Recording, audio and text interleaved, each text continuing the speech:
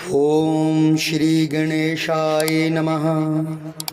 जय श्री कृष्ण। आज हम पुरुषोत्तम मास कथा के दूसरे अध्याय का श्रवण करेंगे। नैमिषारण्य तीर्थ में इकट्ठित हुए ऋषियों से सूत जी कहने लगे, हे ऋषियों, श्री सुखदेव जी को राजा परीक्षित को श्रीमद् भागवत की कथा सुनाते हुए देखकर आया हूँ। ऋषि कहने लगे, हे सूत जी, जो कुछ आपने वेद व्यास जी के मुख से सुना है वही कथा सुनाइए। सूत जी बोले, हे ऋषियों, जैसा मुझ में ज्ञान है और मैंने व्यास जी के मुख से सुना है वह मैं आप लोगों से कहता हूँ। एक समय की बात है, नारद जी विचरते हुए भगवान नारायण के निवास स्थान में पहुँचे। वहाँ पर भगवान के चरणों से अलकनंदा नदी बह रही थी। वहाँ पर ब्रह्म में लीन जितेंद्रिय निर्मल और तेजोमय ऋषि को देखकर भगवान ने उनको नमस्कार किया।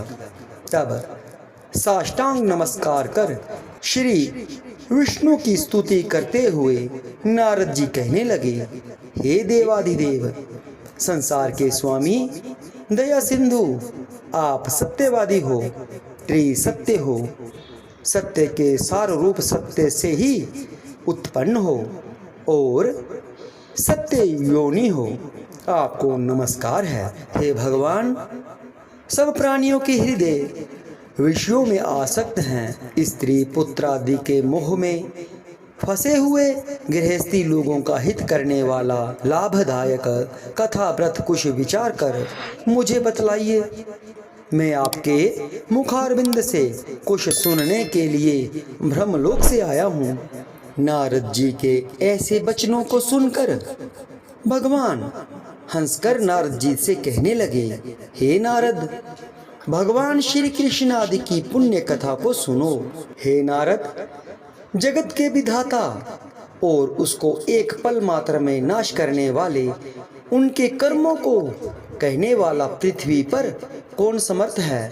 हे नारद जी, ऐसे भार युक्त कथा भी तुम जानते हो, परंतु फिर भी दरिद्रता को हरने वाला, यश और श्रेष्ठ पुत्रों को देने वाला, मोक्ष देने वाला, शीघ्र सेवन योग्य ऐसे अद्भुत पुरुषोत्तम मास महात्म्य को कहता हूँ।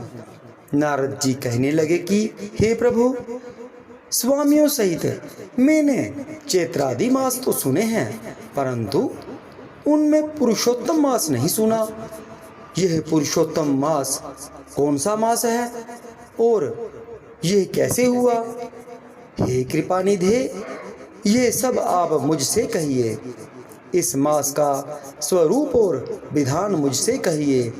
क्या करना चाहिए, स्नान कैसे करें और दान क्या करें और जप पूजा तथा उपवास आदि का साधन क्या है?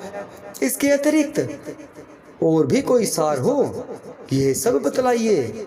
सूत जी कहने लगे, हे ऋषियों, नारद जी के ऐसे जनहितकारक वचनों को सुनकर भगवान चंद्रमा के समान शीतल और शांति देने वाले वचन बोलने लगे।